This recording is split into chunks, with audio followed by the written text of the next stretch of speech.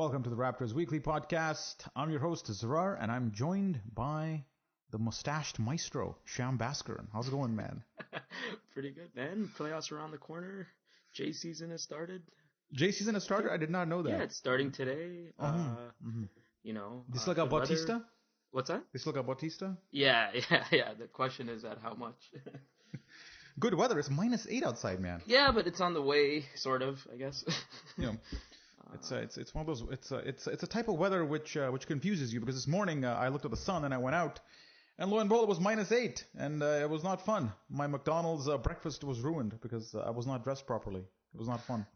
Yeah, this is one of those times a year where you literally have no idea what jacket to wear in the morning, and by the afternoon you regret whatever you wore. So.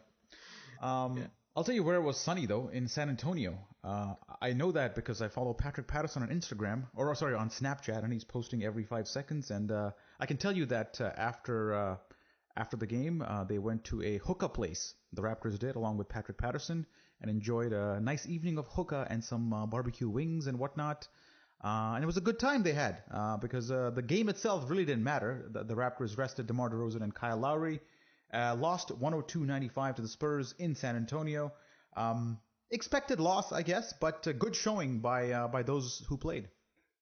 Yeah, this one was like one of the better. Like I think I mentioned it yesterday this morning in my post game. Like that was probably the best I've felt after a loss in recent memory. Like I can't remember feeling that good about a loss ever.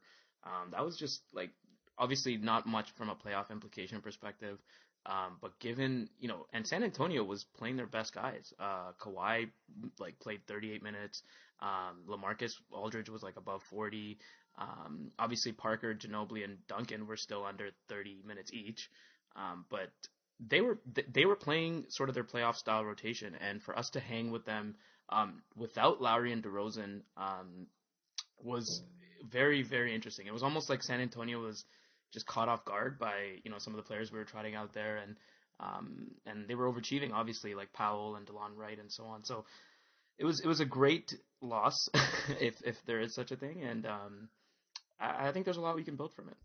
Yeah, because San Antonio is chasing that home record. I think they're 38 or 39-0 at this point. And I think they want to go undefeated there at home. So and the Raptors almost nicked this one. But the guy who stood out for you, and I know you want to talk about DeLon Wright. But some of the headlines were taken by Norman Powell, who had 17 points on 6 of 10 shooting.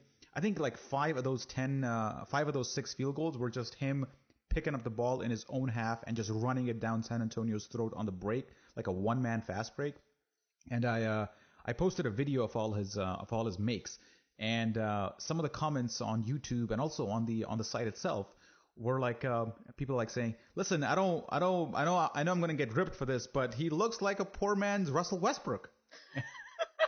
And a very, very poor man. How poor is this man? Everybody's qualifying it with, "Listen, I don't want to sound stupid, but he looks a little bit like Russell Westbrook." But if you looked at the highlight clip that I posted, there are shades of Russell Westbrook in the sense that he's just grabbing the ball and just going left, right, juking people out, and they're just dunking to finish the play off. So I can't blame people for it. Obviously, it's severely premature, but the slight resemblance, maybe a little bit in the minute, is there. Yeah, I mean, is Russell Westbrook, is he playing the same style of play? Okay, maybe, but Russell Westbrook is way further down that path of style, if you follow what I mean. Mm-hmm. Russell Westbrook is unquestionably a top 3 player in the league right now, and I think Powell plays a gritty, athletic. I can't believe we're talking about this. Yeah, this is just not even a subject of conversation, and in terms of from a playmaking perspective, it's not even close. So I think it's nice to see Powell asserting his will in some of these games, but some of those plays were flat out ridiculous. The one where the ball was sort of at half court, and he was sprinting towards it, racing against one of the Spurs, grabs it on the fast break, gets bumped by Parker, which was a blatant foul, but then shields the ball and just puts it in. That was, you don't see that from a rookie very often, so it was impressive. But Russell Westbrook, come on. Yeah. All right. Glad you put that one to bed. Over the last couple of weeks, there's a lot of talk about rest or lack thereof for Kyle Lowry and or Kyle Lowry and DeMar DeRozan really, but notably Kyle Lowry. There was a huge thing about how he felt tenderness or soreness in his elbow around the All-Star break or in January, and the Raptors didn't rest him and chose to wore him down. I don't know what to make of it. What do you think of the general management of Kyle Lowry this season? Because when we came into this year, like even in training camp, even in November, December, it was all about what, let's not these wins are great, but it's all about going into the playoffs fully healthy, because look what happened last year. We don't want to repeat the same mistake again. So when fans saw that he's getting his elbow drained after a game and he's giving press conferences with like a giant wrap around his elbow, and he's going like 4 for 30 over 4 games or whatever it was, it's like oh my god, did we screw this up again? Yeah, it seems scary, but in terms of like minute management throughout the season, I think I can give Dwayne Casey some credit in the sense that he actively tries, but he like too often falls in that temptation of, and there's a lot of games that we probably would have lost if Lowry played 33, 35 or lower minutes. So some of those games I didn't mind him playing those minutes, and in terms of the injury, like in the past couple of weeks, I and I think the guys were talking about it on the extra podcast on Thursday or Friday. There's like this injury particularly is not really a minute type, a minute driven injury. It's not like a knee or a quad or a hamstring or something muscular or ligament oriented where you need to rest it out, really let the swelling drop. This was sort of a freak, series of incidents of just pounding the elbow on the ground where rest may not really help it and the swelling isn't going to reduce. So it's one of those things where you just drain it as soon as possible and then just get back in your flow and rhythm. With adequate rest, obviously, but it's not like just resting him, shutting him down for the last 7 games of the season is really a wise choice. So I think Casey's doing his best, and I think you're going to see something where, Lowry will play a game and then probably miss a game as opposed to playing shorter minutes in games. Yeah. Which I think is the right way to do it, because we may not end up winning some of these games, and going into the playoffs, 2-5 or 3-4 may not be the best thing. So I don't mind the way they're handling Lowry's minutes. It's scary, but I think he'll be okay. Like my view was the whole where I was like, wait a minute, what the hell, was when somebody said that or when it came out that this was happening since January and February. Yeah.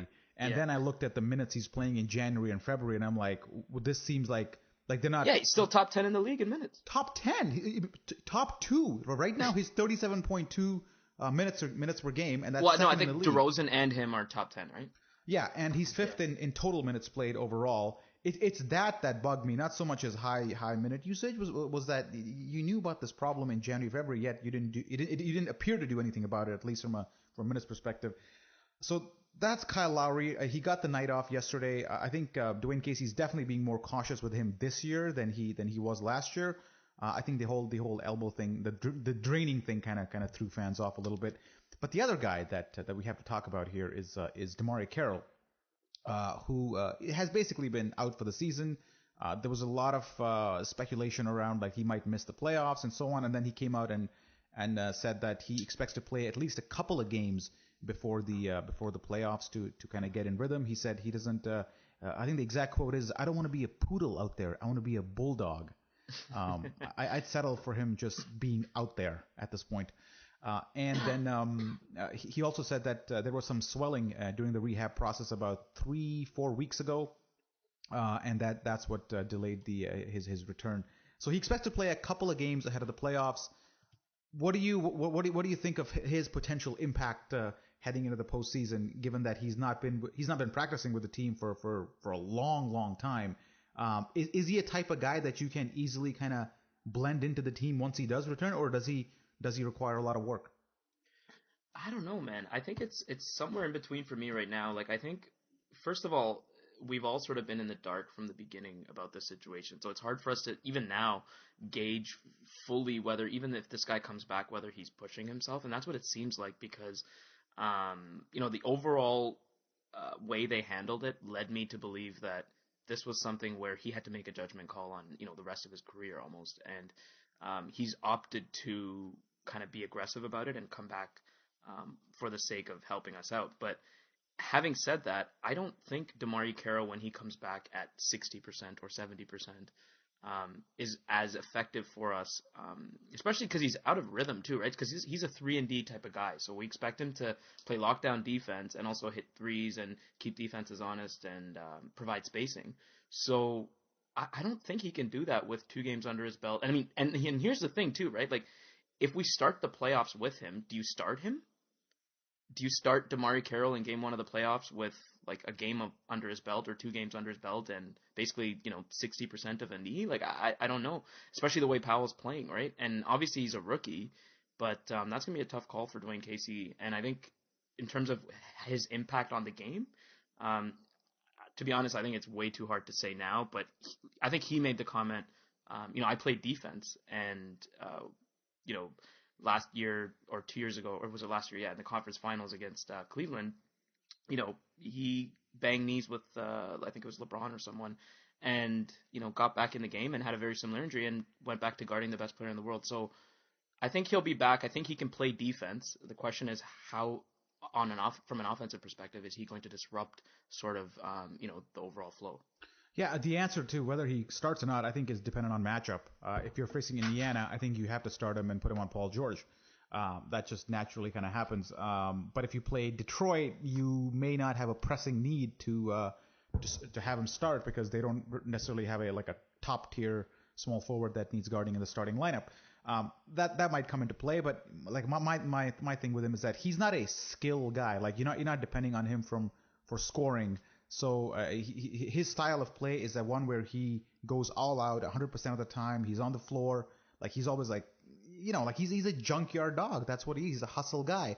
And once you scale back a hustle guy to even like 80%, the impact is large. He's not the player that you brought in at that point. You're basically playing somebody who's just not going to be as effective. I mean, give me one hustle guy that gets injured and is contributing. Look at Amir Johnson. That's a good example. When he was playing at less than 80% or less than 100%, it was very visible. Like you could tell he wasn't able to make the same movements that he normally would when he's playing less than 100% because that's his game. His game is dependent on movement, lateral quickness, jumping ability, those kind of things. And when he's 100%, it's very noticeable. And I think DeMarre Carroll falls into the same category of player. And I'm just very skeptical about him having a major impact in the postseason. And I'm kind of leaning towards the fact that I think he's being rushed back just to keep up appearances a little bit. Yeah, and I totally agree. That's exactly what I felt as well. It almost felt like the team was keeping that under wraps for 3 to 4 weeks or however long, as long as possible until the media kind of erupted, and it got to that stage. And I think with Wolstad's tweet that kind of almost shook the Raptors world a little bit, saying that he was going to be out the remainder of the season, I think that ticked him off a little bit, and you saw that in the press conference too. He almost was out to prove that, look, guys, like I'm trying to come back. Stop assuming I'm out for the season, and I think that showed a little bit that he was sort of prematurely fighting back. But let's see, and I think what you were saying in terms of matchups is bang on. Like if you play Indiana in the first round, it's hard to argue not starting DeMarre Carroll, and same with Detroit. I don't think you'd start him in that case. But a note about the Toronto media. I've been following the Raptors for a very, very long time, and Masai Ujiri is the GM that keeps things very close to him. During the Glenn Grunwald era or the Rob Babcock or Isaiah Thomas, they always had like friends in the media who they used to leak things to a little bit. And things used to come out via some reporters here and there. But with Ujiri, that's just not the case. So what ends up happening is a lot of reporters hear something and then they go ahead and make a leap of faith that that's what's going to happen. I think you see Wolstad making that tweet. You see Michael Grange coming out with articles which are just based on those are essentially stabs in the dark. Basically, a little bit of fact that everybody already knows, plus a leap of faith. Yes. And suddenly it gets blown up into a story, and this is what happens, that DeMarre Carroll's out for the season. I don't know. I just feel that people need to report things, and with Ujiri being very, very careful with information leaking out, they just start, as you said, like stabbing in the dark. Yeah, and he was like, DeMarre Carroll was definitely affected by that, and I think that was sort of a rude awakening for him to Toronto media and sort of how things work. So let's see. I think if he comes back with 3 games left, those 3 games will be very good indicators for us as to whether he can have an impact both offensively and defensively. So let's go back to the Spurs game a little bit. A guy we talked about last week on the podcast, but again, he had a good game yesterday against the Spurs, was DeLon Wright, who was 5 for 8 and played 22 minutes for 12 points. Had about 3 assists. I know you were impressed by his play. Yeah, like I've seen DeLon. I followed him throughout, his D League time as well as brief time in the D League, and he can flat out play. Like the thing about DeLon Wright people don't realize is he's 6'5", so he's got size at that position. He can match up well, and the thing is, he doesn't really compromise from a quickness perspective either, because he's still pretty lanky, very long, and athletic. So he's able to stay with his guy, and his handle is surprisingly, effective. I was initially a little worried about that, especially in today's NBA with point guards being, much quicker, and I think he was able to adjust to that very quickly, and I think his handle, his vision, his overall ability to be a floor general on the court yesterday was very impressive. Like in just 22 minutes, 12 points, 5 of 8 from the field, 4 rebounds, 3 assists. Like he had like a very, balanced, smart game against, Tony Parker and the Spurs, which is obviously, a tough task. So he also, I think DeLon Wright is exactly what we expected him to be, and I think we were talking about that on the pod a couple weeks ago too. Like he's showing and exhibiting exactly what we want him to. He also shields the ball nicely with his ass, like Mark Jackson did. That's what it reminds me. He's got that protection where he just turns around completely away from the rim, like facing the other rim basically, and just shields basically the ball. Boxing out at the 3-point line. That's it. He's got that thing in him. I don't think a lot of point guards do that anymore, but he's got that old school thing going for him. Yeah, he's got a little bit of old school in him for sure. Yeah. Yeah. Like you saw that up and under move in the third quarter last night, like just straight to the basket, up and under. Like that was a nice move. Yeah. Like old style point guard type move, right? Like a Sam Cassell or an Andre Miller type of move. And that's what's surprising, or not surprising, kind of about Norman Powell and DeLon Wright. The fact that they've been in college for 4 years means that they're more mature as players and they have better fundamentals. And you see them execute some moves which you don't expect rookies to do. Like yesterday, Norman Powell had a couple of like side steps on the break, which looked like a veteran making those moves on the break, and you don't necessarily expect that from a rookie. But DeLon Wright and Norman Powell are different in that sense, and that's great drafting by Ujiri, who really picks seniors from good programs. Yeah, and like we didn't really have a pressing, like we weren't in rebuild mode where we were willing to take a young guy, wait for 4 or 5 years for him. So why not take a senior and just plug him into the rotation, right? Mm-hmm. While we're talking about these two, we should talk about Bruno Caboclo, whose game I covered. The season ended, by the way, for the Raptors 905. Yep. They finished about 4 games out of a playoff spot. Successful season overall, I'd say, for them. I think we got to see the team served its purpose. Like when I came coming into the season, it was like, do I get to see Bruno Caboclo a lot? I did. I got to see DeLon Wright, as you just said. All the young guys, Lucas Nogueira, all those guys we got to saw. And overall, man, big success for me. The Raptors 905.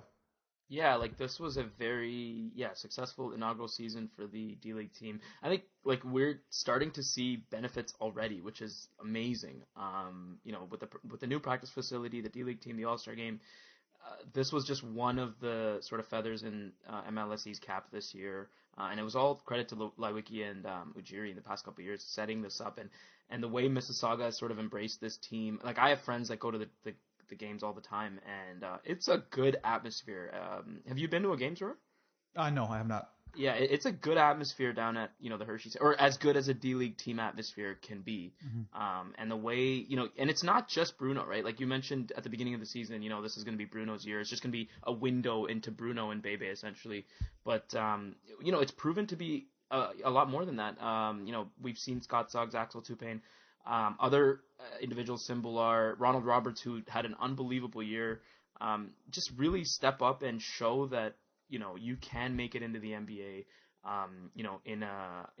using this sort of unorthodox path that we've seen, right? And even for draft picks to sort of just on good teams like a DeLon Wright, to sort of get some run. Like you saw that with Amir Johnson early in his career, right? Like a solid player on a good team just never played on the Pistons. So this is just a great opportunity to keep guys fresh and make them so that when they come back into the league, they can hit the ground running, and we're reaping the benefits already. Yeah, so in the final game, they beat Canton at home, and Caboclo had a miserable start to the game. I think he's in the prior 2 games, he had 58 points over 2 games. This one, he started shooting threes, weren't going in.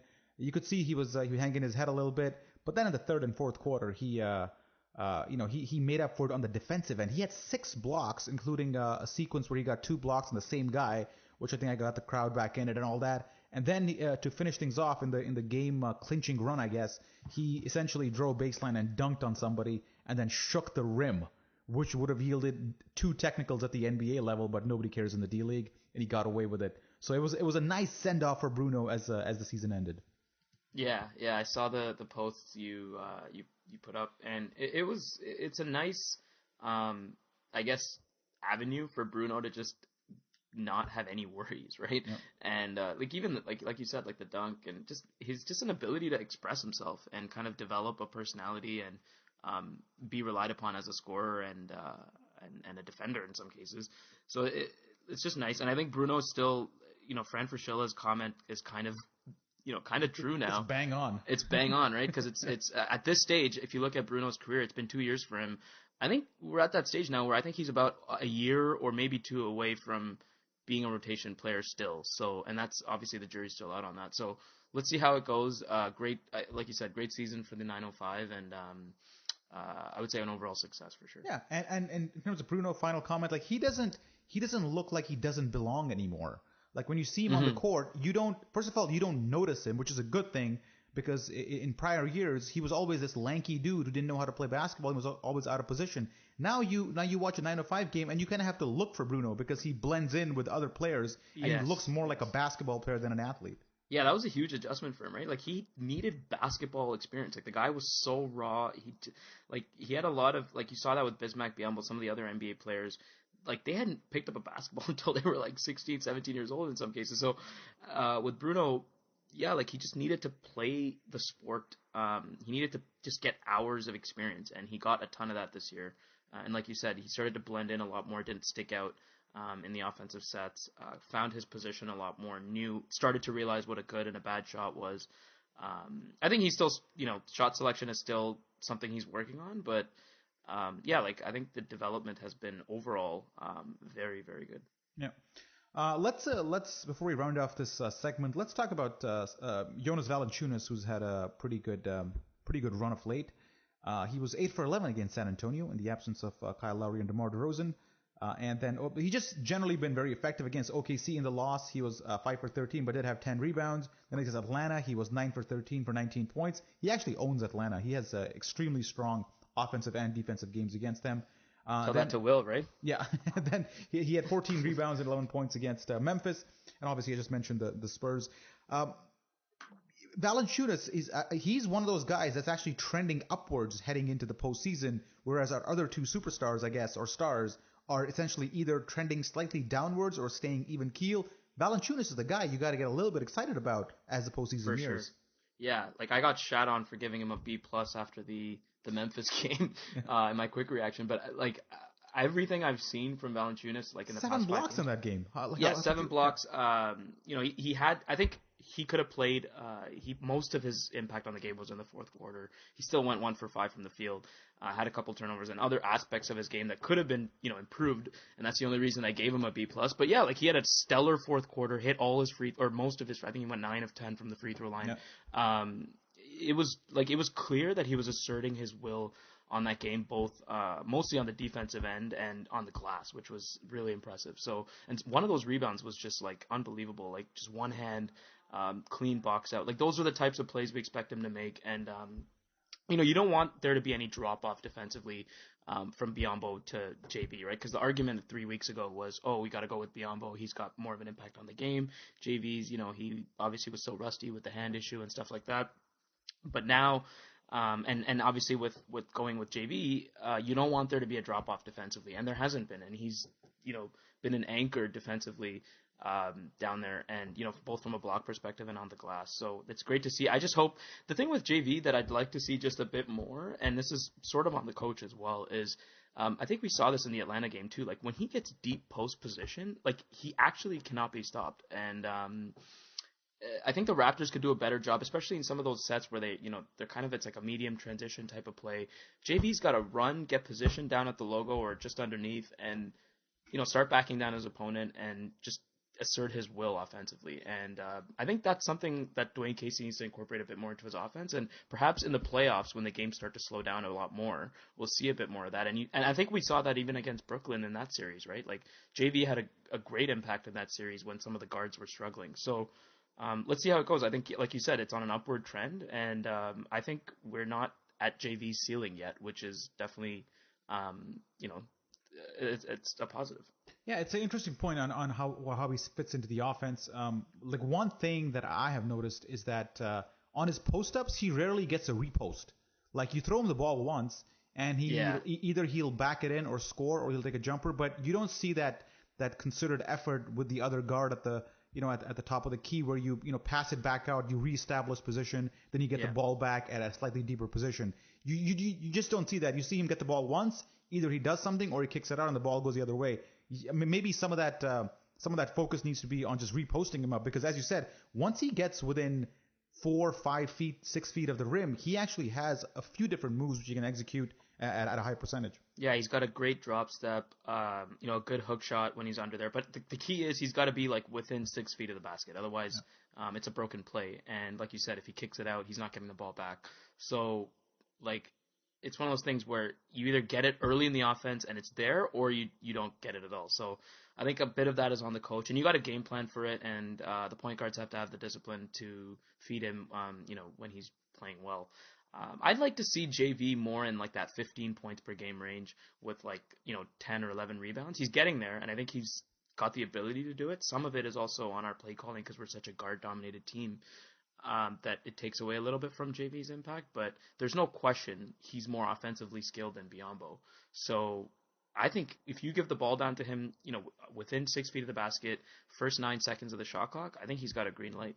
Yeah. If you look at this year, he's 11.3 points and 8.2 rebounds, playing about 26 minutes. So that's like if you give him 8 more minutes a game, I don't know. I'm sure he's capable of playing that. But if he comes in around 30, 34, you'll see the numbers where you expect them to be. But then again, he's such a matchup dependent player where in certain cases you just can't afford to play him. And I know fans get a little angry when they see JV glued to the bench, but in certain cases it's just. There's a reason that he's on the bench, and we've seen it time and time again. And Golden State is probably the extreme example, but even in against Indiana in some lineups when they're playing like a 5, like George at the 5, like a Jordan Hill, yeah, or exactly. Like a Mahinmi. It gets hairy. You can't afford to have him out there, and I don't think you'll ever see Jonas Valanciunas play more than 30, 32 minutes in the NBA because of that limitation. I don't think his type of player plays that, other than DeMarcus Cousins, I think. Who's such an offensively dominant player that you kind of have to have him on there.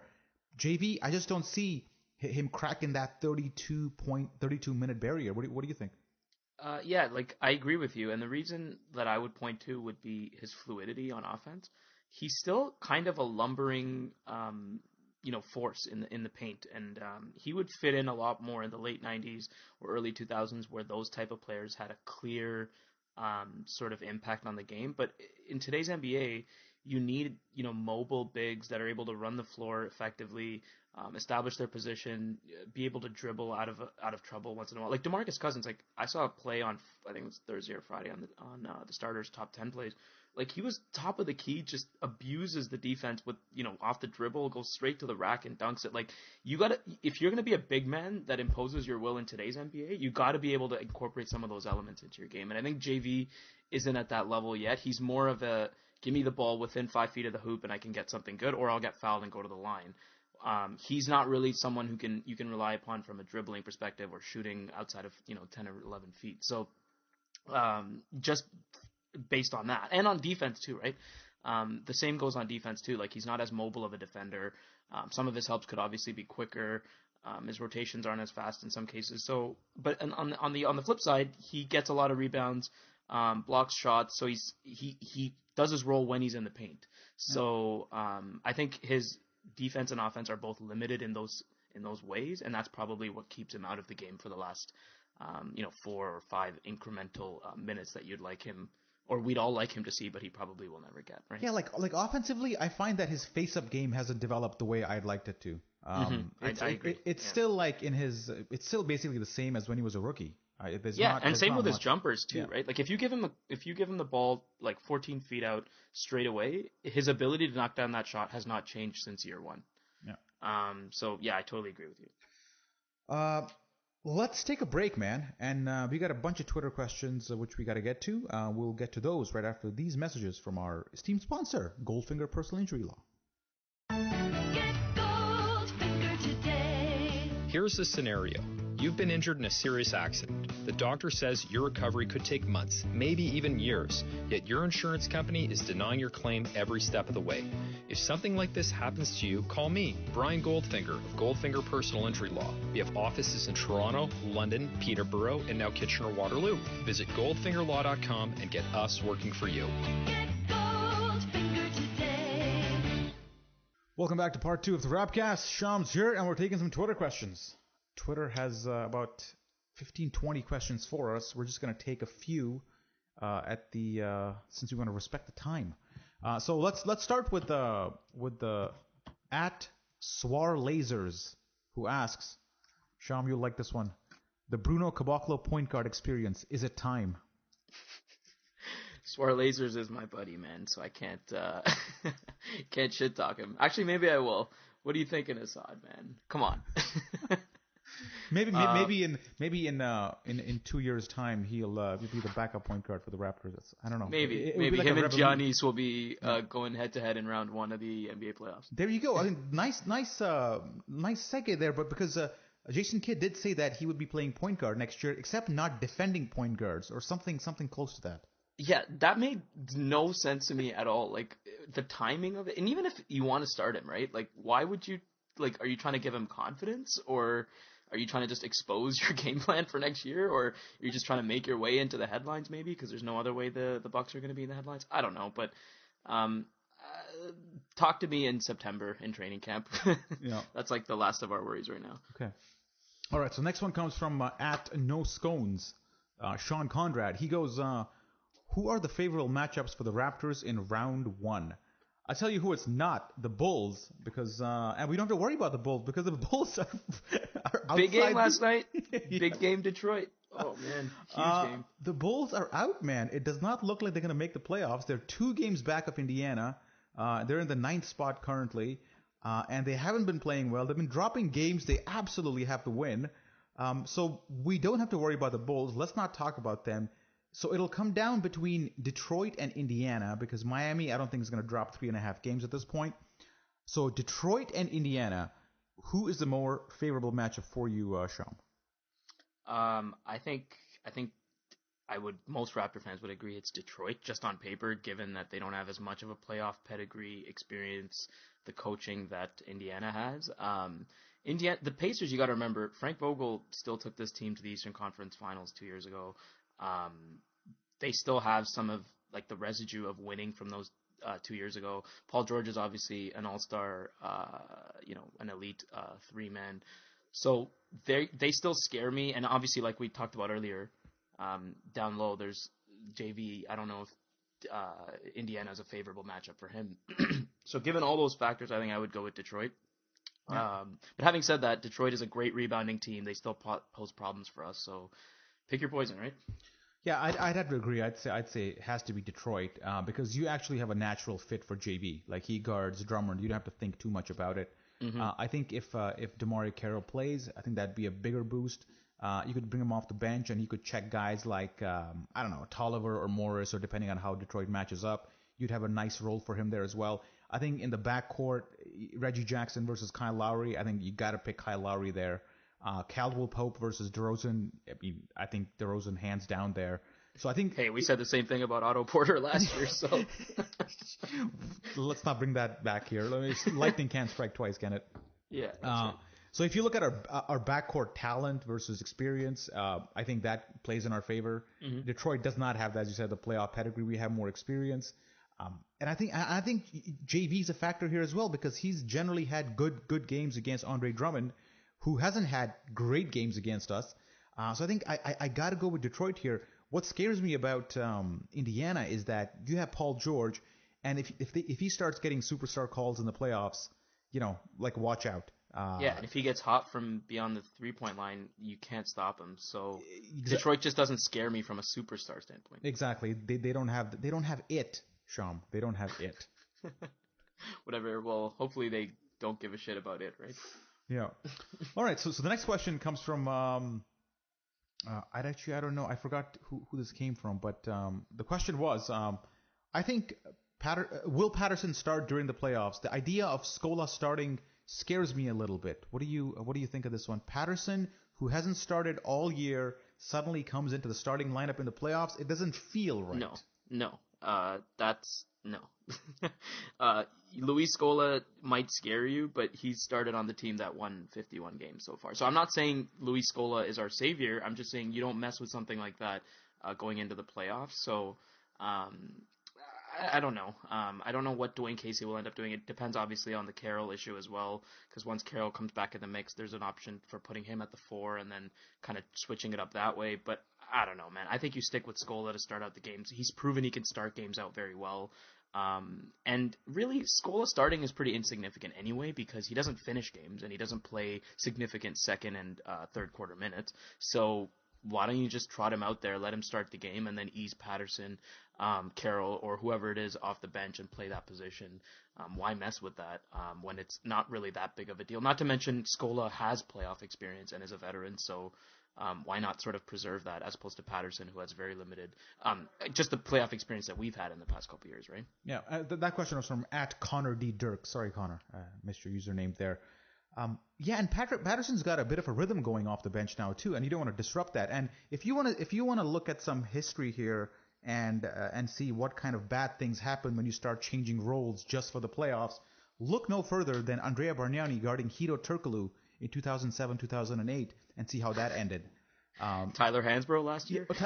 There you go. You don't want to do that. I think what's working is working, and unless you see a real pressing need to change it for a particular matchup or something, you just don't do it. And you can make adjustments during the series. Yeah. That's what people forget about, right? Like we saw that with Landry Fields on Joe Johnson a couple years ago. For one game, and yeah, the game we won. Yeah. Yeah, well, I mean, that's something you can figure out on a live basis is my point, right? You don't. It's not like you make that decision now and then it's set in stone. So. Yeah, sorry. So I think we're going to stick with Luis Scola. And the key point, as Sean mentioned, is it's not really doesn't really matter who starts here. And then I think you kind of talked about this next question. It goes, seeing how good Powell has been, would it be best to have Carroll come off the bench? What do you think of that? Similar question, right? I think with Carroll, the risk is, do you put him into prematurely and kind of disrupt the offense of the team or the structure of the team? Again, I think this depends on the matchup. If it's Paul George in the first round, I think you go with Carroll, you roll with it depending on his health and kind of play it by ear from there. Because obviously his issue could, recur and God forbid cause issues again. But I think if you go with Detroit, then I think you trot Powell out there and kind of go from there. And like I said, this isn't a set in stone decision. You can obviously change it mid-series based on how things are working out. So game one, if you ask me, game one against the Pistons, I think you send out Powell, and if it's game one against Indiana, I think you go with DeMarre Carroll, if DeMarre Carroll is back and healthy with at least 2 games under his belt. Damn, man, your second-round pick is starting over your marquee free agent signing. That says something. Yeah, but I mean, there's context to it, right? There is. I'm just pointing it out. Just pointing it out. Yep. All right, the next one comes from @Jason Hindle. This is an interesting question. He goes, how has Dwayne Casey improved over last year? You want to tackle this one first? Yeah, it's a loaded question. I think he's made some mistakes, but obviously I think overall the team has performed better, so it's hard to argue to say that he hasn't been better than last year. Overall, I think his minute management obviously still continues to be somewhat of an issue, but we're seeing some things that pissed us off or annoyed some fans last year, like JV getting fourth quarter minutes, James Johnson getting more stable usage. Some of those issues we've seen rectified this year. I think some of the out-of-bounds plays, out-of-timeout plays have been better from what I've seen. Obviously, we still struggle a lot with that, especially against teams that are better at it. But overall, I think Dwayne Casey's done a fantastic job. I think we're second in the East, over 50 wins. I don't really think you can complain. Yeah, I think he's I don't know how he's improved over last year. I definitely think he's he's done a much better job of balancing out his bench and starters. Remember last year he had the hockey lineups going where he used to have like 5 bench guys playing. This Yep. year he's tweaked that a little bit where he's got a 3-2 setup going with 3 bench Yep. guys, or sometimes he's the 4-1 with Kyle Lowry Yep. out there. And he learned that lesson early, right? Like, we had no scoring when we did that, so he was kind of forced to stagger it out. So which is credit to him for that. And I think he's also kind of like he's not very comfortable playing rookies or young guys with high minutes or significant minutes. Yes, but, that's a good point. You see him that going away from his comfort zone. And my kid just walked in. Can you get him out? Get him out. Okay, sorry. That was my kid. Parental neglect. Yeah. Oh, sorry. I was saying that he's generally not keen on playing young guys too many minutes, but he's almost like worked on that and given minutes to guys like Norman Powell and put him in starting positions. That's huge. And that's him like accepting him expanding. Part of that's because of the 905 too, right? Yeah, a good point. Now he has a little bit more confidence in putting these guys out. I mean, they've been playing the same sets, obviously against the D-League opposition, but some of that comfort level factors in, obviously. Yeah. So I think the fact that he's not rigid in his approach and he's gone, maybe away from his comfort zone and give guys who are basically unproven minutes is something good. And I think minute management, I think the JV thing you pointed out last year was a huge problem where JV just wasn't utilized in the fourth quarter. And I think this year he's done a better job of utilizing the people he has on the roster to a better effect. Last year it was these are my 5 guys who are going to play the last 6 minutes of the fourth quarter, and that's how it is. This year it's different. He's making changes. He's experimenting more. So I think kudos to him for racking up 51 wins it is. So the coach has had a big part to do with it, and I think he might be a top 3 candidate for coach of the year even, I'd say, given that he had to integrate some new guys into the lineup. Yeah. What do you think of that? Yeah, no, I think there's a solid argument to be made. It's just I don't really think it's very significant that Coach of the Year is a little bit of an inflated award, and we know that.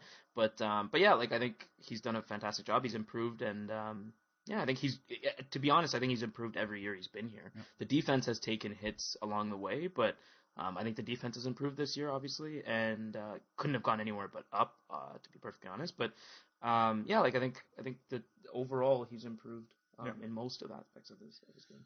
All right, so let's move on. So the next question is from @Mitch_Wheels, who goes, does Powell's play make anyone expendable next year, or does it allow the Raptors to do anything different in the offseason? Let's tackle the expendable part first. I don't think it does. I think last week somebody asked a question like, who would you like? Is there a Terrence Ross versus Norman Powell thing going on where one gets minutes at the expense of the other? I necessarily didn't see it that way, and I still don't think it's a question of expendability. I think I think the Raptors were at the start of the season a little thin, anyways, on bench scoring or bench firepower, and I think he basically filled a void that existed, and we don't necessarily have to reduce somebody else's minutes or make somebody expendable to incorporate Norman Powell. I think he shares minutes with guys like with Corey Joseph, with Terrence Ross, and I don't know, like those guys. We're Raptor fans, though, man. We're Raptor fans. Like, the first thing that we do when somebody overachieves or, once we finally have the depth that we want and we've been claiming to want, the moment we get that, we immediately have to ask ourselves, oh, does this make somebody else expendable? Does this guy take this guy's starting spot going forward? Like, why can't we just sort of let it be the way it is and sort of, enjoy the ride that is the 2015-2016 season? But right? if I had to pick one, if I had to pick a guy, if you forced me to pick a guy on who he makes expendable, I would say James Johnson. James Johnson, yeah, I would agree. I think just given, if you had to like kind of shave that position down to 2 spots, I think you'd go with Powell and DeMar Carroll just because of that. But I mean, it is what it is, and like I said, this is another one of those things where it's like, talk to me in the off season, because right now this is a lot bigger fish to fry for Dwayne Casey and his staff, right? Yeah. And the next question is also related. Is Terrence Ross becoming expendable? I don't know why people. That's from Guru Sports News. We got to shave this roster down, man. Yeah, we're too good. We're too good. Take out all our redundant assets and rebuild. Okay. And final question is from William Liu.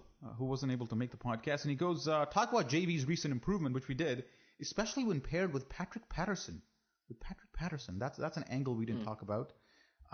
Those two have always been, suited to playing against each other because they occupy different positions on the court. That's a simplistic explanation.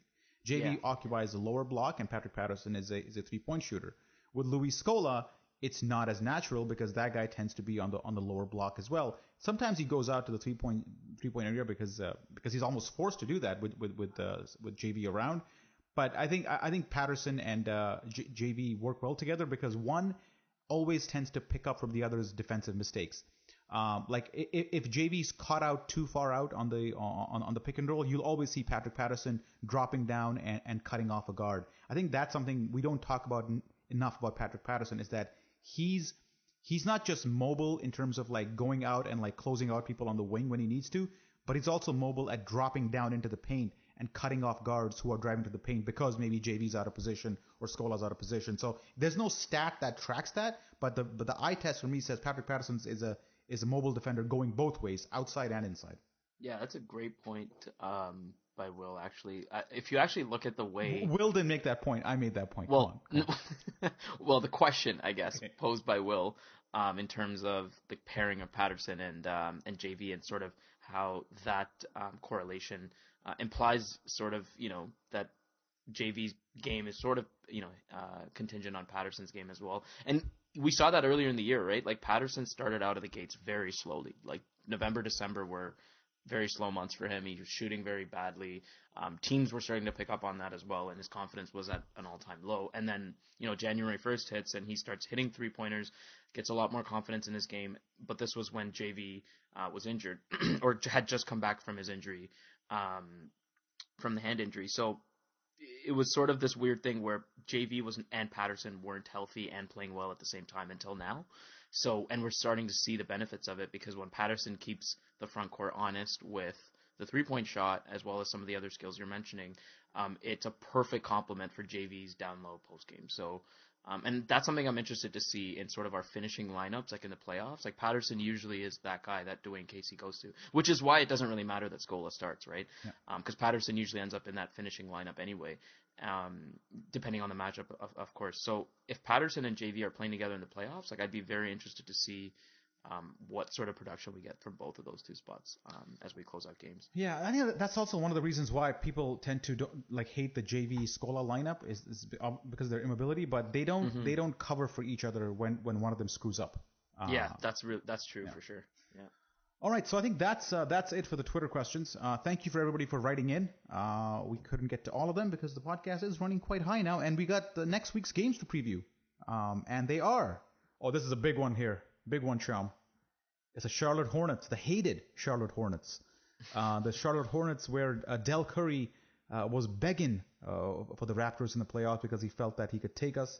Obviously, we're not going to face them in the first round at least, but they come to town at 7:30 p.m. on Tuesday night. And prior to the season, there was some talk that, we'll have Nick Batum play out the year in Charlotte, and then we're going to go for him in the off season.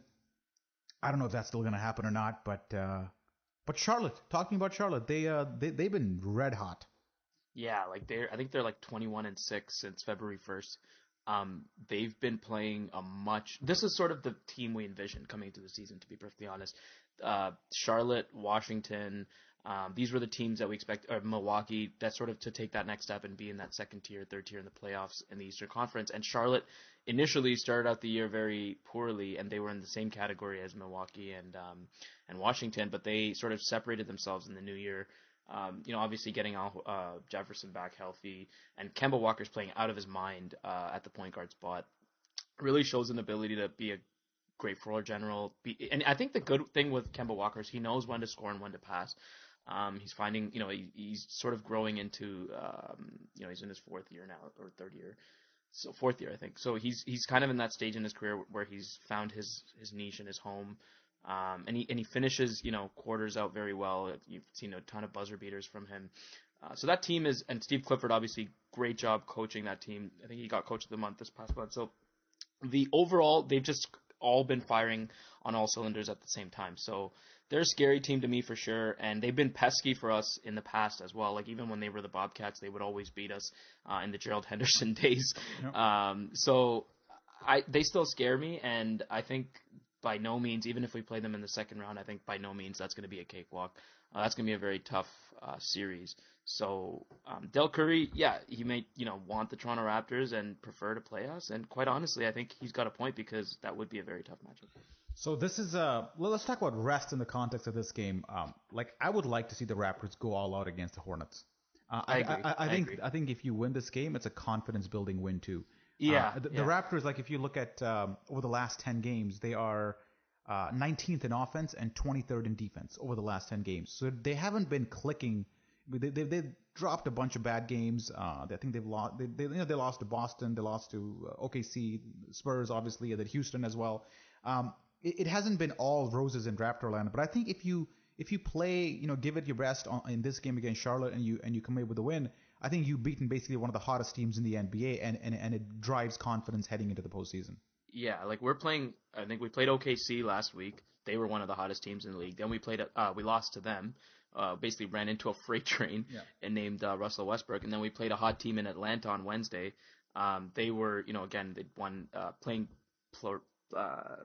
ridiculous defense post All-Star break, better than the Spurs level of defense. Then now we're playing Charlotte, who's no slouch either. So we're playing. These are good tests for us in terms of both from a postseason perspective. You want to go into the postseason with the confidence that you can beat these teams, right? Yeah. So we've beaten Atlanta. We're playing Atlanta on Thursday. So if I were Dwayne Casey, I'd go, like you said, all in for the Charlotte game, and then Atlanta, you don't rest your starters or take a passive approach. Well, hang on. Okay. So Charlotte, we agreed that they should play all out, have DeRozan and Lowry play, right? Yes. Okay. Yes. I would play. Then you got Wednesday off, and then you got Thursday, Friday, Atlanta and Indiana. Mm-hmm. I say you have to not play your starters against Indiana because you have a potential playoff series coming against them, and you don't want to give away too many. You don't want to. Not that there's. I mean, the teams scout each other so much these days that it hardly matters what gives away. But still, this close to the playoffs, you don't want to be showing up your showing all your plays and your strategies in that game. So I'd say you. Well, either way, we might be playing Atlanta or Charlotte in the second round. Yeah. So it's like, you know what I mean? Like, I think it matters, but at the same time, like, you're splitting hairs because it's one of those things where you either rest the guy or you play him. Either way, there's pros and cons both ways. So I think you just got to pick a game and just kind of say, look, like this, we've beaten Atlanta before.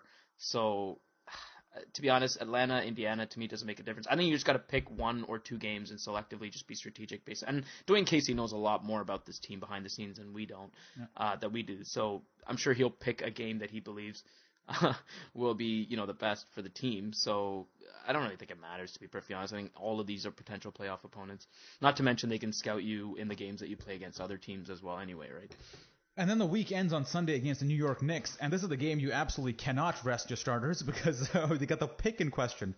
Let's check Raptors Republic, the pick That's setting. That's a very good point. Right now we're getting Denver's 9th pick at this point, which is not bad. It's been between 8 and 12 like every day. And it looks like the Nuggets are at 32-46, and the Knicks are at 31-46. What's Denver's remaining schedule? Is it? I don't have it in front of me. Yeah. But I think the Knicks can definitely catch them. So I think we definitely got to take care of the Knicks there. The Nuggets' remaining schedule is Oklahoma City, San Antonio, Utah, and Portland. So they're going at best 1-3. At best. Yeah. Unless, all those teams are resting their guys or something. But even then they're going 1-3. So I think we might actually squeak out with the 8th pick. Wow, would that be amazing? For Andrea Bargnani. Unbelievable. Unbelievable. And he's like a gift. Masai Ujiri pulls off, a heist of the greatest order once again. Okay, so that's it, man. I think the Knicks. Who cares about the Knicks? We should just win that game. Yeah. I kind of want to see the Raptors get 55 wins, which means they got to go 3-3, or sorry, they got to win 4 more games out of the 7 they have left. I think that's doable. The last 3 games are against Brooklyn, New York, and Philly. Yeah, so sorry. Let me get the math right so I don't confuse the listener completely. We have 6 games left. We got to go 4-2 to get to the double nickel. We end the season with New York, Philly, and Brooklyn. So if you count those as 3 wins, that would take us to 54. and then we got to beat one of Charlotte, Atlanta, and Indiana. So I think it's doable, man. The double nickel. That would be huge. Yeah, that'd be great. 48, 49, and 55. Like, that doesn't look bad on Dwayne Casey's resume at all. So, Sean, before I let you go, do we hang the Atlantic Division banner at this point?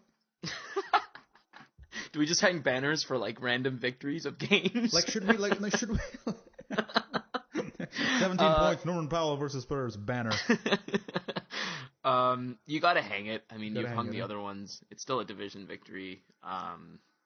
Who cares? Yeah. Like, no one's gonna remember how bad Boston, Philly, and Brooklyn were like 30 years from now. A division banner still looks like a division banner in 30 years, so I'd still put it up. Who cares? Yeah. There's a lot of other banners up there that no one cares about as well. So. All right, so I think that kind of wraps it up. We're kind of ramping down on the meaningful basketball talk right now because really it's all about the playoffs at this point. And next week when we come back, we'll hopefully have a much clearer picture on who we're going to face in the playoffs. Maybe we'll do a playoff preview podcast during midweek. Whatever it is, stay tuned for Raptors Republic for all your playoff coverage. We're going to have accelerated podcasts, post-game podcasts for every playoff game, and a bunch of other posts on the site. So it's your one-stop shop for all Raptor talk. Again, rate us on iTunes, on Stitcher. Rate the podcast. Tell us what you think. And also, if you want to support Raptors Republic, go to patreon.com/Raptors Republic. Once again, big thanks to our sponsor, Goldfinger Personal Injury Law. That's goldfingerlaw.com. They've been a sponsor all season long. Big thanks to them. Thank you, listener, for checking in with the Raptors Weekly podcast. Make sure you check out Blake and Will's podcast on Friday. Until then, goodbye.